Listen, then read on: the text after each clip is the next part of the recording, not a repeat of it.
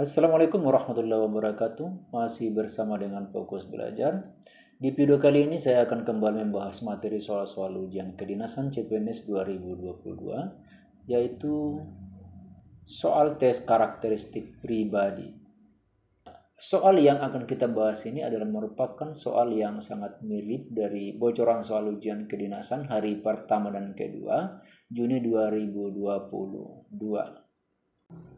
Sebelum lanjut ke pembahasan soal, teman-teman sekalian yang berminat ingin ikut tryout nasional, saya sarankan kalian mendaftar di Sobat CPNS. Caranya bagaimana? Silakan klik link yang ada dalam deskripsi video ini. Setelah itu kalian akan diarahkan ke website Sobat CPNS. Silakan Anda mendaftar di sini. Setelah terisi semua, silakan klik register. Setelah itu, Anda mendapat kode konfirmasi dari admin. Kemudian Anda silakan login, masukkan email dan password yang sudah dikonfirmasi tadi, kemudian klik login. Nah, ini fasilitas yang ada dalam Sobat CPNS. Di sini fasilitasnya sudah disediakan banyak. Ini coba kita lihat tryout-nya. Nah, tryout kedinasan di sini dia menyediakan sampai 10 paket. Paketnya adalah harganya Rp75.000. Yang sedianya kemarin ini adalah Rp125.000. Sekarang tinggal Rp75.000. Oke, demikian kita masuk ke pembahasan soal. Teman-teman sekalian, pada pertemuan kita kali ini saya akan jelaskan kembali dari pengalaman teman-teman kita yang sudah melakukan ujian 2 hari kemarin. Dari hasil ujian teman-teman kita kemarin, kita sudah bisa petakan tuh bahwa ternyata kisi-kisi soal yang pas masuk itu adalah bisa kita petakan menjadi 3 ini, TWK, TIU, dan TKP. Untuk TWK ini bentuk soalnya itu punya penalaran ini. Jumlahnya tidak tentu. Bahasa Indonesia seputar wacana juga. Kalimat efektif ya. Kemarin teman-teman ini ada sekitar 5 soal ini yang masuk. Pengamalan Pancasila ada juga. Ini semut ini ada tapi tidak banyak. Kemudian kita masuk di TIU ini. Ini kemampuan verbal, ini penanologi, penarikan kesimpulan, penerahan nanti semua ada ini. Ada. Terus ini di deret berhitung perbandingan soal cerita ini ada sekitar 15-an ini. Terus ini analogi ketidaksamaan serial untuk figural ini sekitar 8 soal. Ini yang kemarin ya, untuk hari ini kita belum tahu lagi ke depan ini. Yang jelas ini kisi-kisinya ini sudah pasti ini ada, ini yang masuk seperti ini sudah lumayan banyak seperti ini. Kemudian untuk TKP ini dia menyesuaikan kisi-kisi yang ada. Yang jelas kisi-kisinya seperti ini. Ini semua soal berdasar di sini ada ini. Karena apa? Ini berdasarkan dari mempan aturan yang ada di mempan itu bahwa ini kan penilaian soal SKD kenindasan ini SKD kenindasan 2022 ini kan jumlah soalnya kan ini kan 110 ya. Itu diperinci dengan seperti ini. TWK itu kan 30 soal. Ini kan TIU ini kan 35 soal. Nah, terus ini kan TKP ini kan dia sekitar 45 soal. Ini kan sekitar 110 ya. Nah ini kan seperti ini dia. Nah kan diperinci di sini sekitar 30 sini. Ini juga sekitar 35. Semuanya ini ya. Terus di sini kan sekitar 45 soal. Ini jumlahnya ini kan 110 ini. Ya kan? Nah ini kan jumlah waktu keseluruhan kan dia 100 menit ini. Selesai. Hari ini teman-teman sekalian kita akan membahas lebih banyak tentang TKP ini. Nah oke, teman-teman sekalian, kalau begitu kita masuk ke pembahasan TKP dari semua kisi-kisi ini. Soal pertama pelayanan publik ya. Nomor 1. Saat saya sedang mengerjakan tugas yang sangat penting dari atasan, tiba-tiba datang seorang tamu yang meminta informasi suatu hal kepada saya.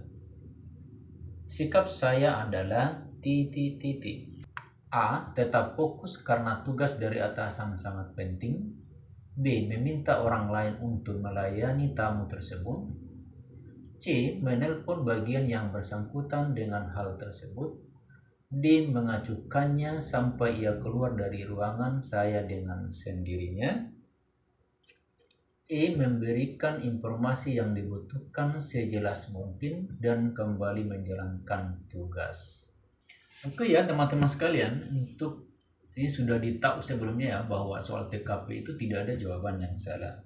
Semua ada nilai poinnya. Jadi nanti kita berusaha memberikan jawaban profesionalisme kita dengan mengejar nilai yang bobot tinggi.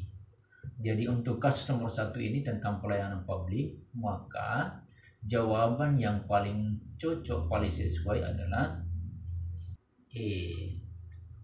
Memberikan informasi yang dibutuhkan sejelas mungkin dan kembali menjalankan tugas. Apa alasannya teman-teman sehingga kita pilih E? Ayo kita lihat. Alasannya adalah sebagai seorang aparatur sipil negara yang bertugas untuk melayani masyarakat, kita itu harus menampilkan keramahan, memberikan pelayanan, dalam hal ini memberikan informasi kepada tamu tersebut, selanjutnya baru kembali mengerjakan tugas yang diberikan atasan. Nah, seperti itu teman-teman ya. Oke, kita masuk ke soal nomor 2. Soal nomor 2 tentang jejaring kerja. Seminggu lagi sekolah saya akan mengadakan kegiatan dengan tema lingkungan. Saat melakukan rapat divisi, ketua kelompok saya bersikeras menolak ide yang saya dan teman saya buat karena dianggap tidak sesuai dengan tema kegiatan yang akan diselenggarakan. Sikap saya atas hal tersebut adalah titik-titik. A. Saya mengajak teman satu tim saya untuk bersikeras ide tersebut adalah hal yang paling baik. B. Mengatakan kepada ketua kelompok bahwa ide tersebut adalah ide teman saya. C. Menerima penolakan tersebut dan mencari ide yang lain agar sesuai dengan tema. D. Mencoba mencari ide yang lain agar sesuai tema meskipun dengan rasa kesal. E. Mencoba mencari ide yang lain dengan semampunya. Oke teman-teman sekalian, untuk soal jejaring kerja ini, maka ini berdasarkan kasus yang ada di atas ini, jawaban yang paling sesuai itu adalah pada C. Ini, menerima penolakan tersebut dan mencari ide yang lain agar sesuai dengan tema. Apa alasannya teman-teman kita pilih ini? Mari kita lihat. Dalam implementasi jejaring kerja, kita itu harus mampu menunjukkan kepribadian yang supel. Saat ada rapat dan kita dipersilakan untuk mengutarakan pendapat, sebaiknya kita tidak memaksakan pendapat kita. Selain itu, kita juga harus menghormati pendapat orang lain dan melaksanakan hasil rapat yang telah disepakati bersama. Nah, oke, begitu ya teman-teman ya. Kita lanjut ke nomor 3. Nomor 3 ini tentang sosial budaya. Atasan Anda menugaskan Anda membuat sebuah tim untuk menyelesaikan sebuah masalah di kantor Anda. Tetapi di kantor Anda sendiri terdiri dari orang-orang dari berbagai macam latar belakang suku yang berbeda dengan Anda. Bagaimana sikap Anda? A. Membuat sebuah kelompok yang solid dari orang-orang yang sepaham dengan saya, karena kekompakan itu penting. B. Memilih orang-orang dari berbagai latar belakang agar tidak ada kecemburuan sosial. C. Memilih orang-orang dari berbagai latar belakang yang berbeda agar dapat memperoleh semacam saran dan masukan. D. Membuka kesempatan bagi siapapun yang memiliki kemauan dan kemampuan bekerja tim. E. Membuka kesempatan bagi siapapun yang memiliki kemauan dan kemampuan kerja tim tanpa membedakan latar belakang. Oke, teman-teman, kita lihat kasusnya. Ini dia menginginkan bagaimana sikap kita ini dengan ada tugas yang seperti ada di atas ini. Kira-kira bagaimana? Untuk kasus seperti di atas ini, maka jawaban yang paling sesuai untuk di atas ini itu ada pada C. Memilih orang-orang dari berbagai latar belakang yang berbeda agar dapat memperoleh semacam saran dan masukan. Ini paling bagus jawabannya. Ini. Alasannya adalah ketika kita ditugaskan untuk membuat sebuah tim, itu artinya kita diberikan kewenangan untuk memilih orang-orang yang akan bergabung dalam tim guna menyelesaikan sebuah permasalahan tertentu.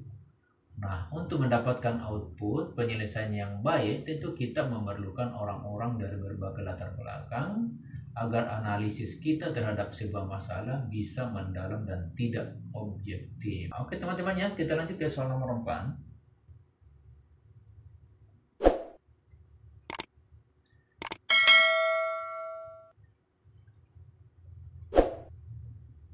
Soal nomor 4 ini tentang TIK ya, teknologi informasi dan komunikasi.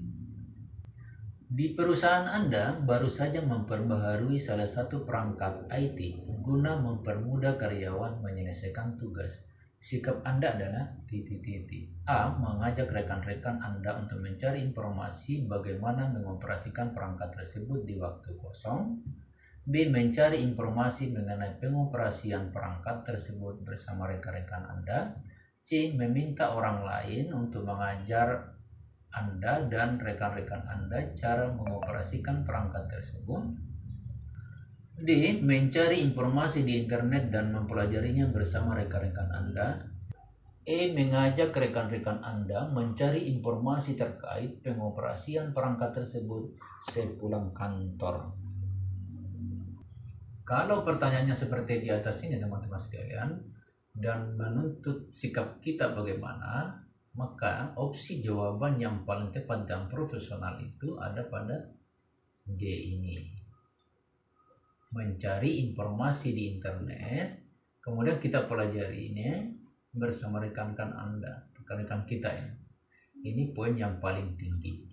Kemudian, kalaupun kita bingung menjawab ini, kita bisa lari ke sini, di B ini. Ini dia hampir jawabannya dengan D.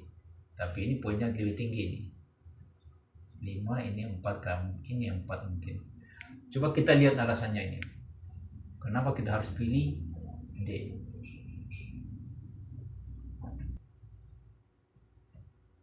Menguasai IT untuk keperluan kerja merupakan bagian dari pekerjaan itu sendiri, sehingga harus dikerjakan segera dengan tindakan nyata. Oke, mencari informasi di internet adalah metode tercepat karena sekarang ini informasi apapun kita bisa dapatkan di internet, apalagi terkait IT. Dilanjutkan mempelajarinya adalah sebuah tindakan ya untuk segera bisa menguasainya agar bisa menguasai IT tersebut dengan segera. Jawaban B hampir mirip ya. Tetapi kelemahannya di sana hanya mencari informasi saja dan tidak ada keterangan lanjutan mau diapakan informasi tersebut. Makanya ini paling poin ini deh, ada pada D. Oke, selesai, kita lanjut ke nomor 5. Nomor 5 tentang profesionalisme.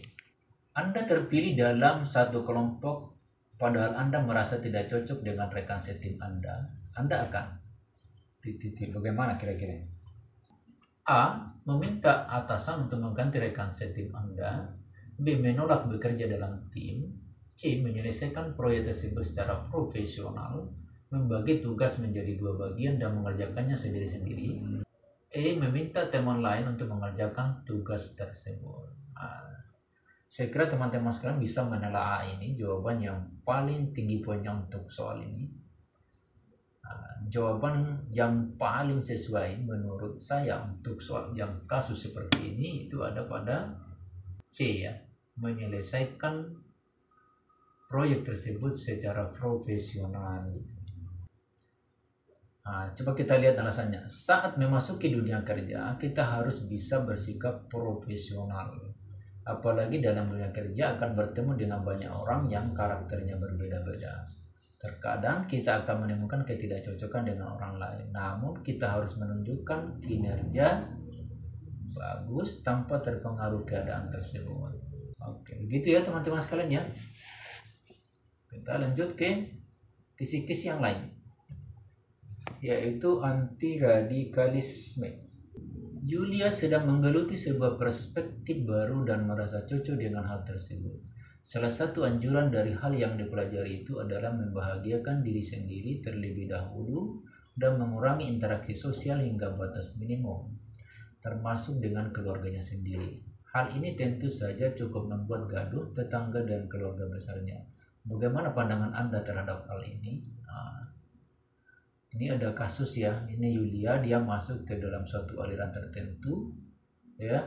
Kira-kira efeknya ini dia membuat gaduh tetangga dan keluarga besarnya. Kira-kira pandangan Anda tuh seperti apa? Coba lihat jawabannya. A. Sebagai upaya mencari jati diri yang dilakukan Yulia adalah hal wajar. B. Yulia harus mempertanyakan keputusan dan keyakinan barunya tersebut karena potensi masalahnya. C. Yulia harus mencoba terlebih dahulu berada pada kenyamanan barunya tersebut sebelum akhirnya memutuskan apapun. D. Hal yang ditemukan oleh Yulia adalah hal yang salah dan harus ditinggalkan. E. Seharusnya Yulia lebih banyak memiliki teman dan bergaul sehingga mendapatkan input yang lebih beragam. Nah, ini semua ada jawabannya. Benar jawabannya, tetapi nilai bobot yang berbeda. Kalau kasus yang dialami seperti Yulia ini, adik-adik sekalian, maka jawaban atau opsi yang paling sesuai itu ada pada B. Ini adik-adik sekalian, yaitu Yulia harus mempertanyakan keputusan dan keyakinan barunya tersebut karena ada potensi masalahnya. Kalaupun adik-adik bingung yang mana setelah ini, kalau ini juga ragu antara ini, maka saya baiknya pilih ini. Ini juga tinggi poinnya, ini kemungkinan 4, ini 5. Dia hampir mirip jawaban ini, yaitu seharusnya Yulia lebih banyak memiliki teman dan bergaul sehingga mendapatkan input yang lebih beragam. Tapi lebih bagus ini yang di atas ini, mempertanyakan sendiri dulu keputusan dan keyakinan barunya itu baru karena potensi masalahnya banyak. Lebih tegasnya kita lihat ini, ada alasannya seperti apa. Kasus yang dialami Yulia itu adalah sesuatu yang terjadi di dalam proses kehidupan manusia. Pada saat menemukan sesuatu yang cocok, itu biasanya yang muncul adalah kecenderungan untuk membela kebenaran keyakinan tersebut. Oleh karena itu, jawaban yang paling sesuai adalah opsi B. Ini ya, dari tadi ya. Yulia harus mempertanyakan keputusan dan keyakinan barunya tersebut karena potensi masalahnya. Kenapa? Karena hal inilah yang paling efektif dalam memeriksa kebenaran dari keyakinan baru tersebut. Opsi E itu jawaban juga sesuai, yaitu aspek sosial yang harusnya dipikirkan oleh Yulia. Terdapat semacam penjagaan alamiah dalam perjalanan hidupnya. Sampai bertemu di pertemuan selanjutnya. Assalamualaikum warahmatullahi wabarakatuh.